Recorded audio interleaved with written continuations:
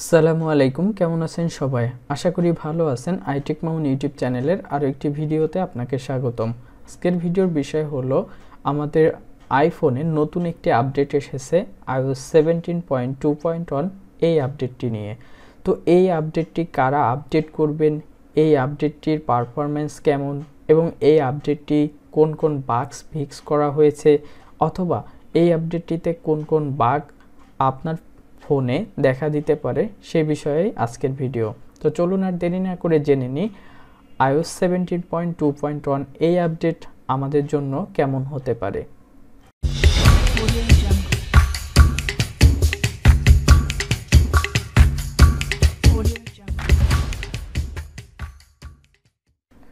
প্রথমেই আপনারা যদি আপনাদের আইফোনের সেটিংসে চলে যান এবং সেটিংস থেকে সফটওয়্যার আপডেটে আসেন, তাহলে জেনারেল থেকে সফটওয়্যার আপডেটে আসেন, তাহলে দেখতে পাবেন যে আপনাদের কোনো আপডেট এসে বসে আছে কিনা সেটা। যদি আপনি এর আগের আপডেটটি করে থাকেন এবং আপ টু ডেট রাখেন, সেক্ষেত্রে আপনার এই নতুন আপডেটের স্পেসটা একটু কম হবে। আর যদি আপনি আপডেটটি এর আগে করেন নাই, অর্থাৎ 17.1.1 এই আপডেটটি যদি আপনি এর আগে না করে থাকেন, তাহলে দেখা যাবে যে আপনার এখানে যে স্টোরেজটা এটা আরও বেশি হবে।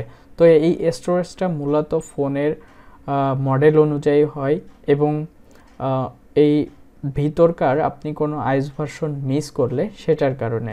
তো এটা আপনার যে স্টোরেজ আসবে এটা অ্যাজ ইউজুয়াল আপনার স্বাভাবিক যেটা আসার দরকার সেটাই আসবে। তো এই আপডেটটিতে কি কি থাকবে বা এই আপডেটটি কি বলছে সেটা জেনে নিয়ে আগে। This update provides important bug fixes and is recommended for all users. আমরা কিছুদিন আগেই অ্যাপলের আরেকটি আপডেট পেয়েছিলাম, প্রায় 5 থেকে 7 দিন আগে, iOS 17.1.1। তো সেই আপডেটে যদি কোনো প্রবলেম আপনাদের ফোনে হয়ে থাকে তাহলে সেটা এই নতুন আপডেটে ফিক্স করা হবে। তো অনেকেরই কোনো ধরনের প্রবলেম হয় নাই, হাতে গোনা কয়েকজনের হয়তো বা প্রবলেম হতে পারে, যেমন অনেকের ওয়াইফাই ইস্যুস দেখা যাচ্ছিল, অনেকের কারপ্লে সিস্টেমে ব্লুটুথ কাজ করতেছিল না, অনেকের স্ক্রিন শেয়ারিং হচ্ছিল না। তো সব কিছু মিলিয়ে আপনার ফোনের আগের আপডেটে যদি কোনো বাগস থেকে থাকে তাহলে সেগুলা ফিক্স করা হয়েছে এই আপডেটটিতে। আর এই কারণেই এই আপডেটটি সবাইকে রিকমেন্ড করা হয়েছে। এখন প্রত্যেকটা আপডেটে কিন্তু আমরা এই টাইপের লেখা দেখি, তার মানে কি আমাদের প্রত্যেকটা আপডেটই দেওয়া লাগবে? তো অ্যাপল চাই যে তাদের যে সফটওয়্যার আপডেট সিস্টেমটা এটা আমরা তাদের ফোনে যেন আপ টু ডেট রাখি। আপ টু ডেট রাখলে অনেক সুবিধা হয়, যেমন অনেক ফিচার্স পাওয়া যায়, অনেক সেটিংস নতুন করে অ্যাড হয়। তো এই ধরনের ফিচার্স পেতে গেলে আপনাকে নতুন আপডেট দিতে হয়। এখন এই আপডেটটি যে আমরা করেছি সেটার কি অবস্থা আগে দেখে আসি। আমরা সেটিংস থেকে জেনারেল যাব, জেনারেলস থেকে অ্যাবাউটে যাব এবং এখানে iOS ভার্সন 17.2.1 দেখতে পাচ্ছি এবং এটা আমাদের ফোনে আপ টু ডেট হয়ে আছে এবং এখানে দেখাচ্ছে যে iOS 17.2.1 এবং এটার বিল্ড নাম্বার। তো এটার বিল্ড নাম্বার আছে 21C66। আর এই আপডেটটি মূলত কি বলা হয়েছে সেটাও আছে। আপনারা যদি চান যে এই আপডেটটি সম্পর্কে আরও বিস্তারিত জানতে, তাহলে এখান থেকে https://support.apple.com এই লিঙ্কটিতে ক্লিক করলে আপনার এটার বিস্তারিত এখানে চলে আসবে। এটা কোন কোন মডেলের জন্য দেওয়া হয়েছে, তারপরে এই আপডেটে কি কি প্রবলেম ফিক্স করা হয়েছে, এরকম বিস্তারিত কিছু কিছু তথ্য আপনি এখানে পাবেন। তবে আমরা সব প্রবলেম তো আর একসাথে পাই না, এক একজনের ফোনে এক এক ধরনের প্রবলেম হতে পারে, যার কারণে এখানে ওইভাবে কোনো সুনির্দিষ্ট বাগের কথা বা সমস্যার কথা উল্লেখ থাকে না। তো আমি এটার বেঞ্চমার্কটা চেক করলাম, সিপিইউ বেঞ্চমার্ক এবং প্রিভিয়াস যে আপডেটগুলো ছিল সেটার মধ্যে। তো এখানে আমি সিঙ্গেল কোরের স্কোরটা 2053 পেয়েছি এবং এর আগে যে আপডেটটি দিয়েছিলাম সেখানে ছিল 2076, অর্থাৎ সিঙ্গেল কোরের স্কোরটা একটু কমছে, বাট মাল্টি কোর স্কোরটা একটু বাড়ছে। সেটা হলো বর্তমান যে আপডেট দিয়েছি সেটাই 4803 আছে আর এর আগেরটাই ছিল 4212। তো যাই হোক, পারফরমেন্সটা আমি এখন পর্যন্ত ভালো পেয়েছি। কোনো প্রবলেম হচ্ছে না। আরেকটা বিষয় সেটা হলো অনেকেই বলবেন যে এই আপডেটটি দিলে ব্যাটারি ড্রেন হচ্ছে কিনা। তো iOS 17.1.1 আমরা যে এর আগে আপডেট করেছিলাম, আল্লাহর রহমতে আমার ফোনে এখনো পর্যন্ত ব্যাটারি ড্রেন ইস্যু দেখা দেয় নাই। অনেকের ব্যাটারি ড্রেন ইস্যু দেখা দেয়।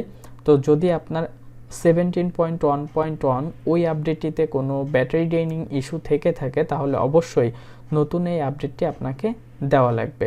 নতুন এই আপডেটটি আপনি যদি দেন তাহলে আপনার ব্যাটারি ড্রেন ইস্যুটা ফিক্স হবে।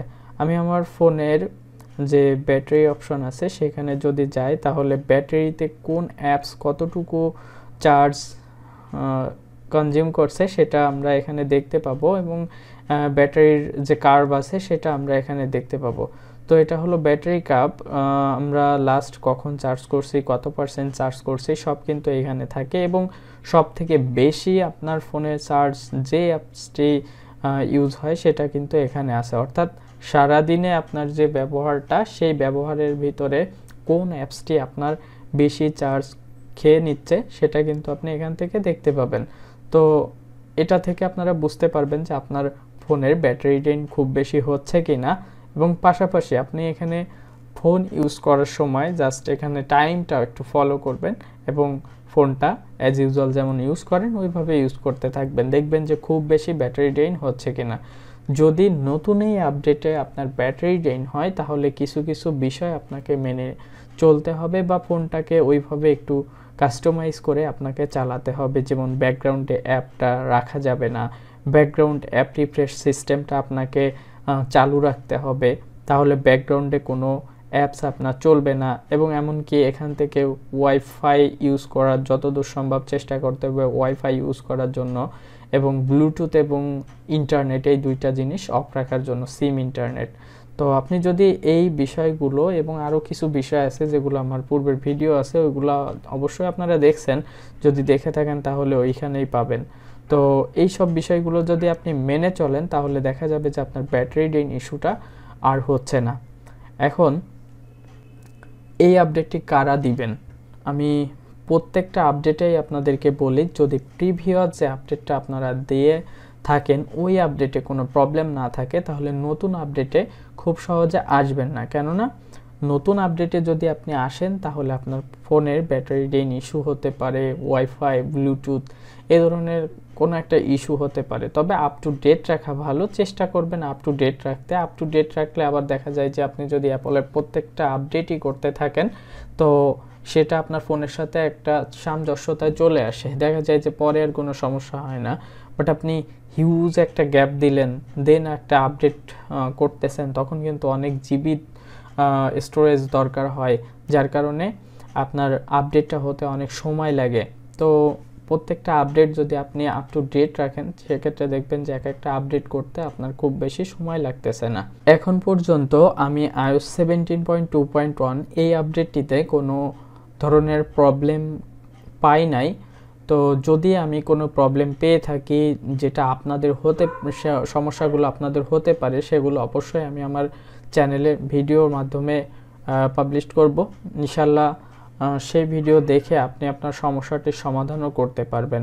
তো এই ছিল আজকের ভিডিও, আশা করি জানতে পারলেন বা বুঝতে পারলেন যে iOS 17.2.1 এই আপডেটে কী কী আছে, কারা আপডেট করবেন এবং এই আপডেটটি করলে কি কি সমস্যা সমাধান হবে সেই বিষয়ে।